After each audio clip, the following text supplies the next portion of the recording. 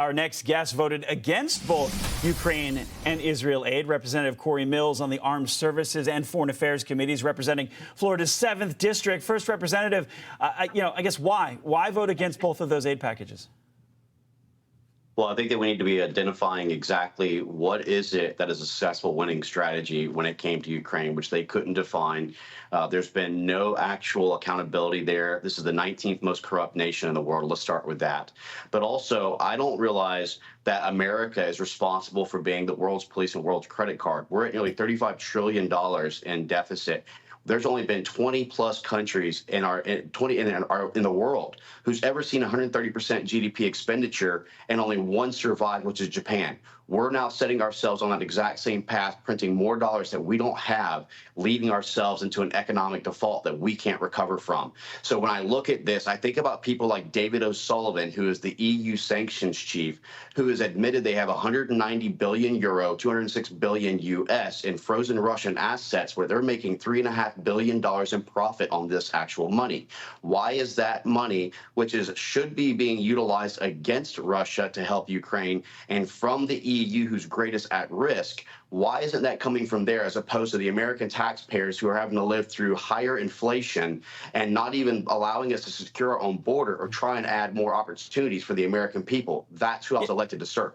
Wait, and let's talk about that Ukraine aid that you'd mentioned. The message out of the White House is that Ukraine's losing ground to the Russians because the military aid has not come through. So is that a concern for you when you vote no on these? Look, the bottom line is that if you and your buddy goes to the bar and you constantly pull your credit card out or your cash out, he's going to stop reaching in his pocket. That's what America's done. We continue to reach in our pockets to pay for these endless interventionism, this neoconservative, neoliberal warfare, when it's not our responsibility. This should be being handled by Germany, by Italy, by France, the people who won't even pay 2% of GDP of NATO, but they want the benefits of America and the benefits of NATO. We need to start getting the EU and other nations to step up and do their job, especially those who are most at risk. I look at it very simply. It has to hit three critical things. It has to either be about America, Americans, or American interest. If it doesn't hit those three and it does not hit the constitutional principles, why am I going to drive us into further economic deficit that we can't recover from and not help the American people, but yet secure the border of another nation?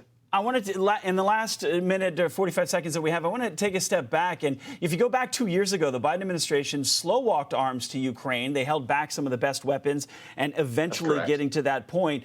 Do you think that's part of the issue here, that the president didn't give Ukraine everything it needed fast enough 2 years ago, so now we're left with this prolonged war?